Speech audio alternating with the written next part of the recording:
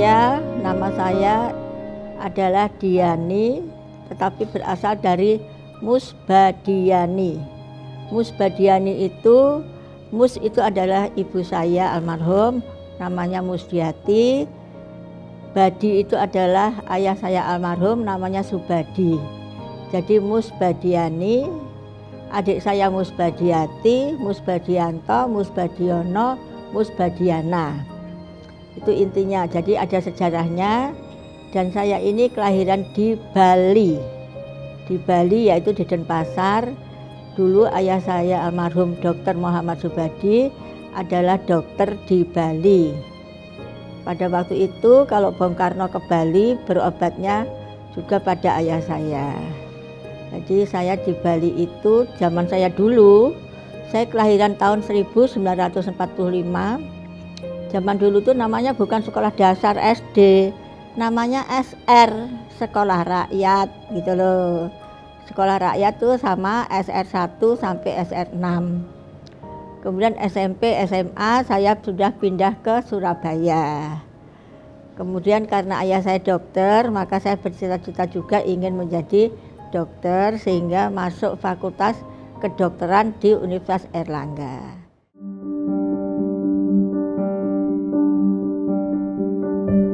Jadi sekolah saya itu sekolah rakyat ya, pada waktu itu sekolah rakyatnya sampai dengan kelas 6 masih di Bali. Kemudian SMP SMA-nya pindah di Surabaya, dan Surabayanya itu karena dekat rumah saya, Jalan Raya Darmo, maka SMP SMA-nya itu Santa Maria gitu. Dahulu memang anaknya dokter-dokter itu sekolahnya di Santa Maria. Jadi misalnya Dokter Rowena, Dokter Hendy, ya Dokter Marlina, rata-rata anaknya dokter-dokter itu disekolahkan di Santa Maria karena itu adalah sekolah Katolik yang disiplinnya tinggi. Tetapi sekarang sekolah Muslim pun disiplinnya tinggi juga, ya toh. Di intinya adalah sampai di sini SMA. Kemudian waktu mau masuk fakultas ditanya oleh orang tua saya ingin apa. Ya saya ingin seperti ayah saya almarhum waktu itu ya. Kemudian masuk Fakultas Kedokteran tidak mudah, karena kan harus ada testingnya juga di Fakultas Kedokteran itu.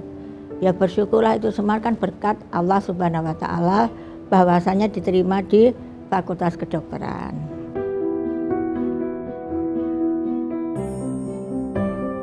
Jadi waktu saya sekolah, ini pertanyaannya ini bagus sekali, karena waktu saya sekolah kedokteran itu guru-guru saya itu masih orang Belanda. Dr. Van Dalen itu guru saya. Makanya kemudian setelah lulus itu oleh dokter di sana itu, dokter di Surabaya, dokter di UNER itu, saya dikirim untuk melanjutkan fakultas kedokterannya di Belanda, yaitu di Amsterdam. Amsterdam Wilhelmina Gasthuis. Tapi saya jelaskan dulu bahasa Belanda karena harus ada sertifikatnya. Untuk belajar di negeri Belanda itu harus ada sertifikatnya, sehingga saya diberi sertifikat untuk belajar di Amsterdam Wilhelmina Gasthuis. Karena kalau di sana juga harus bisa bahasa Belanda atau dengan muridnya, dengan teman-temannya begitu. Ya itu pengalaman saya lah, dan saya sangat menghargai, sangat menghormati pengalaman saya itu karena amat berguna setelah saya menjadi dokter. Mengapa dokter spesialisnya itu dokter mata? Sebenarnya saya dulu inginnya bukan dokter mata, dokter yang lainnya. Tetapi guru saya namanya Profesor Nana, itu sahabatnya almarhum ibu saya. Itu bilang gini, Diani kamu masuk mata saja. Akhirnya saya mengikuti Profesor Nana almarhum menjadi belajar menjadi calon dokter spesialis mata.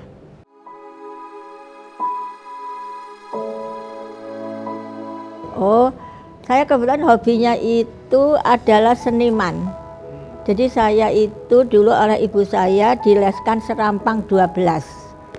Kemudian saya ini spesialis main piano. Dulu pianonya itu bukan piano yang modern, tapi piano yang apa ya istilahnya tuh piano yang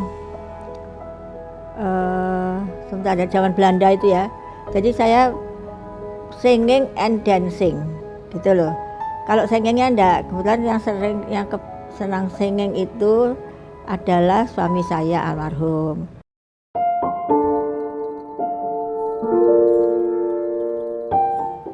Mungkin kalau zaman sekarang itu kan semuanya juga bisa online, harus komputerisasi ya toh. Kalau dulu kan tertulis semua ya. Jadi kan kalau yang lalu itu kan lebih simple gitu. Kalau sekarang kan lebih online, kalau ujian-ujian pun juga online, periksa pasien pun juga online ya toh, tidak seperti dulu. Sebenarnya kalau periksa pasien mata itu seharusnya face to face. Dan harus diperlihatkan mata itu kelainannya apa saja gitu loh. Karena mata itu lebih sensitif daripada yang lainnya. Misalnya telinga, hidung, tenggorokan lebih sensitif mata. Lah bagaimana pasien itu puas dari tidak bisa melihat menjadi bisa melihat. Misalnya pasien katarak. Kan katarak itu kan bisanya hanya melihat cahaya, gerakan tangan, setelah dioperasi bisa melihat jarak jauh. Sekarang kalau yang sekarang itu dokter itu harus komunikatif. Kalau dulu dokter itu adalah raja, pasien itu adalah be patient please, sabar. Sekarang pasien adalah raja. Jadi dokter harus melayani pasien dengan baik karena dokter tanpa pasien bukan apa-apa. Jadi harus melayani dengan baik, harus memuaskan pasien sehingga pasien merasa baik. Dan yang penting adalah pasien tidak perlu berobat ke luar negeri. Karena di sini peralatan sudah cukup dan kita harus berkomunikasi dengan baik sehingga pasien bisa menjadi puas.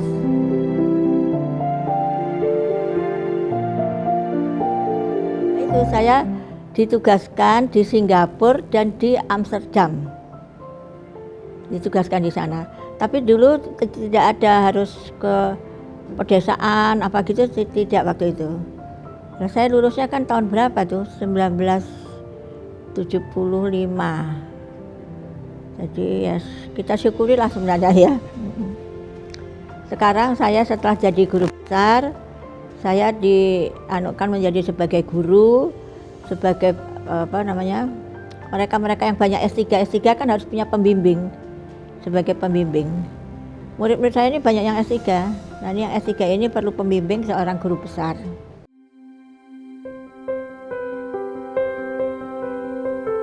Pertanyaannya bagus sekali. Memang kalau menjadi sebagai dokter spesialis mata yang umum, itu ada divisi katarak, divisi glaukoma, divisi neurooftalmologi, divisi neurologi, jadi divisinya macam-macam. Kira-kira 5-10 lah. Saya kebetulan dipilih menjadi divisi neurooftalmologi, divisi saraf mata. Selain how to make patient satisfaction adalah how to make patient menjadi sembuh, bagaimana to make patient menjadi bisa melihat kembali, bagaimana to make a patient bisa menjadi bahagia. Sebab ada juga yang setelah dilakukan tindakan operasi misalnya ya, pasien kan juga bisa bilang, loh dok, pasien saya kok rasanya tambah kabur dibandingkan yang dahulu. Nah itu yang penting.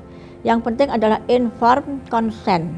Informed consent itu artinya adalah penjelasan pada pasien, sebab kasus-kasus pasien itu ada kasus pasien yang ringan, ada yang sedang, ada yang berat. Ada pasien yang dengan komplikasi mau dioperasi sehingga kita sudah bisa membayangkan bahwa hasilnya tidak sebaik kalau pasien yang ringan dan tanpa komplikasi. Nah itu harus dilakukan dengan baik dan juga harus penjelasan itu informed consent namanya, itu harus ditandatangani. Kebetulan saya sekarang ini punya klinik namanya Surabaya Eye Clinic. Tujuannya itu adalah juga itu how to make patient satisfaction, dan kami juga mempunyai LASIK. LASIK itu bagaimana menghilangkan minus pada pasien, dan kami juga melakukan regenerasi. Saya pun regenerasi saya adalah di menantu saya yang sekarang juga dokter mata.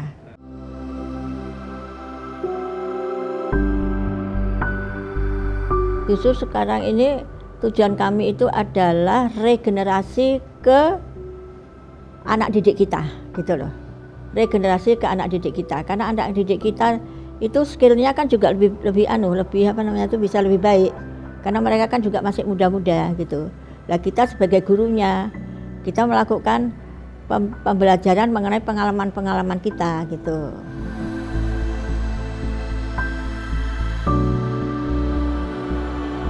Jadi pertanyaannya itu bagus sekali karena pertanyaan itu mewakili kita semua. Makanya sayangilah mata kita, tidak hanya mata pada pasien, pada yang lansia, tetapi mulai dari yang anak kecil, mulai yang dari baru melahirkan, dilihat dahulu apakah matanya tidak mengalami mata yang genetik herediter, itu mata yang ada keturunan bawaan juga bisa juga ada misalnya. Kemudian kedua, anak-anak balita misalnya ya, itu pun juga harus dengan baik, terapi dengan baik, dilakukan penelitian dengan baik sampai dengan lansia. Jadi saya mata Anda khususnya adalah mengenai tajam penglihatannya, tekanan bola matanya, retinanya, dan lensanya.